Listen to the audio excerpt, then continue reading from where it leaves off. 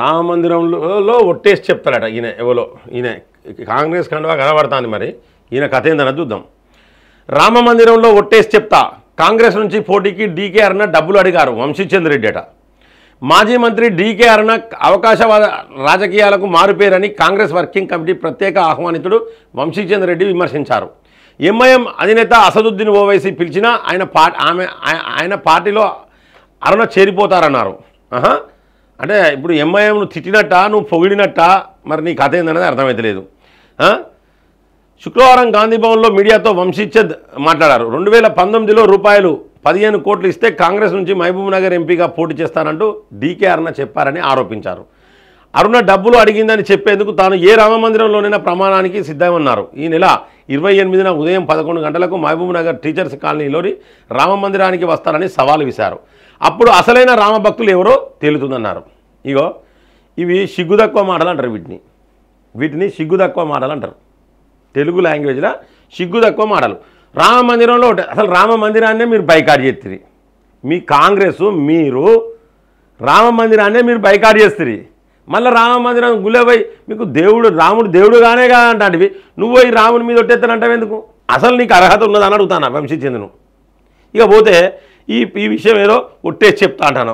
ఒట్టేసి నీ ఇంట్లో నీ కుటుంబం మీద ఒట్టేసుకొని చెప్పుకో, సవాల్ విసురుకో. నీ ఇంట్లో నీ కుటుంబం మీద ఒట్టేసుకోను. మీరు రామ మందిరం బ్యాన్ చేసిర్రు, మిమ్మల్ని ప్రజలు బ్యాన్ చేసి పడేసిర్రు, అలా నో డౌట్ ప్రజలు మిమ్మల్ని బ్యాన్ చేసిర్రు. ఇక పోతే కాంగ్రెస్ వాళ్ళు బీజేపీ దగ్గరికి ఎంతమంది పైసలు ఇస్తే మేము పోటీ చేస్తామని ఎంతమంది రాలే బీజేపీ దగ్గరికి? బీజేపీ ఏం చెప్పింది?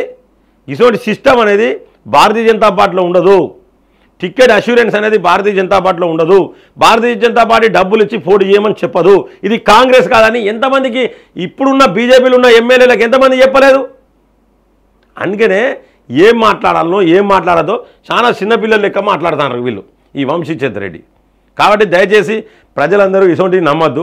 వీళ్ళు ఏంటంటే ఇప్పుడు ఎన్నికలు వస్తాంటూ అక్కడ డీకే అరుణ ఖచ్చితంగా ఎంపీగా గెలుస్తుంది మహబూబ్ నగర్ నుంచి అని భయంతో ఈ వంశీచంద్ర రెడ్డి మాట్లాడే మాటలు ఇవన్నీ కూడా భయంతోనే.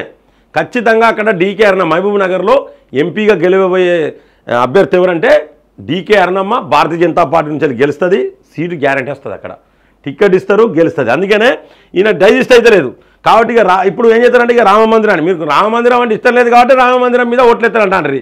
గుళ్ళే మీకు ఎన్నికలు వచ్చినప్పుడే గుళ్ళు గోపురాలు గుర్తుకొస్తాయి. మీకు ఎన్నికలు వచ్చినప్పుడే మీరు గుళ్ళలో పోయి నేను ప్రమాణం చేస్తాను ఓటేనా హిందువుల ఓట్లు దండుకోనేందుకు మీరు ప్రయత్నం చేస్తూ ఉన్నారు. ఇటువంటి అడ్డదారులలో పోయి భక్తి అంటే ఎప్పటికి ఉండాలి. ఒక ఎన్నికలు వచ్చినప్పుడే భక్తి కాదు, ఎప్పటికి ఉండాలి. రామభక్తుల మీద దాడులు చేస్తే ఒక్కడన్నా స్పందించిండా కాంగ్రెస్ నుంచి వెళ్ళి? రామభక్తుల మీద దాడి చేస్తే రాళ్ళ దాడి చేస్తే రక్తాలు కారితే ఒక్కడన్నా స్పందించిండా? ఒక్కరు స్పందించరు. దేశం మొత్తంలో తీసుకోండి, తెలంగాణలో ఎవరు స్పందించలేదు, ఆంధ్రప్రదేశ్లో ఎవరు స్పందించలే. దేశం మొత్తంలో ఒక్కరన్నా స్పందించిరా? ఇవాళ వీళ్ళకు రామ మందిరం మీద ఒట్టేసి చెప్తారట. సిగ్గనిపిస్తుంది నాకు, మీకు మరి సిగ్గనిపిస్తుందో లేదో చెప్పండి.